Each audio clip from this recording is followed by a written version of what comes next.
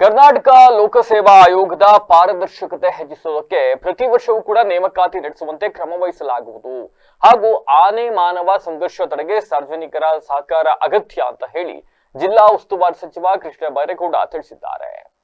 ನಗರದ ಅರಣ್ಯ ಭವನದ ಆವರಣದಲ್ಲಿ ಇಲಾಖೆಯು ಗೌರವ ವಂದನೆ ಸ್ವೀಕರಿಸಿದ ನಂತರ ಮಾಧ್ಯಮಗಳೊಂದಿಗೆ ಮಾತನಾಡಿದ ಅವರು, ಜಿಲ್ಲೆಯಲ್ಲಿ ನಿರಂತರವಾಗಿ ನಡೆಯುತ್ತಿರುವ ಆನೆ ದಾಳಿಗಳ ಕುರಿತು ಹೊಸದಾಗಿ ಜಾರಿಗೆ ತರಲು ಉದ್ದೇಶಿಸಿರುವ ಆನೆ ಟ್ರ್ಯಾಕಿಂಗ್ ಮತ್ತು ಮಾನಿಟರಿಂಗ್ ವ್ಯವಸ್ಥೆಯ ಯೋಜನೆಯನ್ನು ಪರಿಶೀಲಿಸಿದರು. ಆನೆಗಳು ಹೆಚ್ಚಾಗಿ ರಾತ್ರಿ ಮತ್ತು ಮುಂಜಾನೆ ವೇಳೆ ದಾಳಿ ನಡೆಸುತ್ತವೆ. ಆ ಸಮಯದಲ್ಲಿ ಅಧಿಕಾರಿಗಳು ಕಚೇರಿಯಲ್ಲಿ ಇರದಿದ್ದರೂ ಗ್ರಾಮ ಸೇವಕರು ಮತ್ತು ಅಂಗನವಾಡಿ ಕಾರ್ಯಕರ್ತರು ಜನರಿಗೆ ಮಾಹಿತಿ ಮುಟ್ಟಿಸಬೇಕು. ಎಚ್ಚರಿಕೆ ಸಂದೇಶಗಳನ್ನು ಉದಾಸೀನ ಮಾಡುವ ಸಿಬ್ಬಂದಿಗಳ ಮೇಲೆ ಕಠಿಣ ಕ್ರಮ ಜರುಗಿಸಲಾಗುವುದು ಎಂದು ಎಚ್ಚರಿಸಿದರು. ಆನೆಗಳು ಬಂದಾಗ ವಿಡಿಯೋ ಮಾಡುವುದು ಅಥವಾ ಅರಣ್ಯ ಸಿಬ್ಬಂದಿ ಜೊತೆ ಜಗಳವಾಡುವುದನ್ನು ಬಿಟ್ಟು ತಮ್ಮ ಪ್ರಾಣ ರಕ್ಷಣೆಗೆ ಆದ್ಯತೆ ನೀಡಬೇಕು ಮತ್ತು ಇಲಾಖೆಯ ಸೂಚನೆಗಳನ್ನು ಪಾಲಿಸಬೇಕು ಎಂದರು. ನಂತರ ಕೆಪಿಎಸ್ಸಿಯಲ್ಲಿ ಪಾರದರ್ಶಕತೆ ಮತ್ತು ವಿಶ್ವಾಸದ ಕೊರತೆ ಇರುವುದು ನಿಜ. ನೇಮಕಾತಿ ಪ್ರಕ್ರಿಯೆಗಳಲ್ಲಿ ವಿಳಂಬ ಮತ್ತು ನ್ಯೂನತೆಗಳು ಕಂಡುಬರುತ್ತಿವೆ. ಈ ಬಗ್ಗೆ ವಿಧಾನಸಭೆಯಲ್ಲಿ 3 ಪಕ್ಷಗಳ ನಾಯಕರು ಒಕ್ಕೊರಲಿನಿಂದ ಸುಧಾರಣೆ ಅಗತ್ಯವನ್ನು ಒತ್ತಿ ಹೇಳಿದ್ದಾರೆ. ಇದನ್ನು ನಾವು ಒಪ್ಪಿಕೊಂಡಿದ್ದೇವೆ. ಮುಂದಿನ ದಿನಗಳಲ್ಲಿ ಯಾವ ಇಲಾಖೆಯಲ್ಲಿ ಎಷ್ಟು ಹುದ್ದೆಗಳು ಖಾಲಿ ಇವೆ ಮತ್ತು ಯಾವ ದಿನಾಂಕದಂದು ಅಧಿಸೂಚನೆ ಹೊರಡಿಸಲಾಗುತ್ತದೆ ಎಂಬ ವಿವರಗಳನ್ನು ಮೊದಲೇ ಪ್ರಕಟಿಸಿ ಪ್ರತಿ ವರ್ಷ ನೇಮಕಾತಿ ನಡೆಯುವಂತೆ ಆಯೋಗದ ಜೊತೆ ಚರ್ಚಿಸಿ ತೀರ್ಮಾನ ಕೈಗೊಳ್ಳಲಾಗುವುದು ಎಂದು ಭರವಸೆ ನೀಡಿದರು.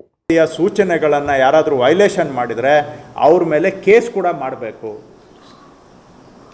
ಇದರಲ್ಲಿ ನಾವು ನೋ ಕಾಂಪ್ರಮೈಸ್. ಯಾಕೆಂದರೆ ಸರ್ಕಾರನೂ ತನ್ನ ಪ್ರಯತ್ನ ಗಂಭೀರವಾಗಿ ಮಾಡಬೇಕು, ಅದು ನಾನು ಒಪ್ಕೊಳ್ತೇನೆ. ಆದರೆ ನಮ್ಮ ಜವಾಬ್ದಾರಿಯನ್ನು ನಾವೆಲ್ಲರೂ ನಿರ್ವಹಣೆ ಮಾಡಬೇಕು. ಆವಾಗ ಮಾತ್ರ ನಾವು ಈ ಅನಾಹುತಗಳನ್ನು ತಡೆಗಟ್ಟಲಿಕ್ಕೆ ಸಾಧ್ಯ.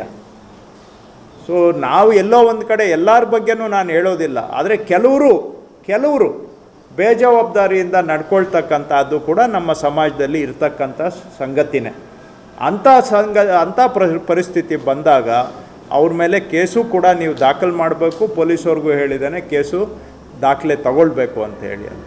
ಸೊ ಒಟ್ಟಾರೆ ನಮ್ಮದು ಉದ್ದೇಶ ಇದು, ಪ್ರಕೃತಿ ನಮ್ಮ ಹತೋಟಿಯಲ್ಲಿ ಇಲ್ಲ. ನಾವು ಹೇಳ್ದಂಗೆ ಪ್ರಕೃತಿ ಕೇಳೋದಿಲ್ಲ.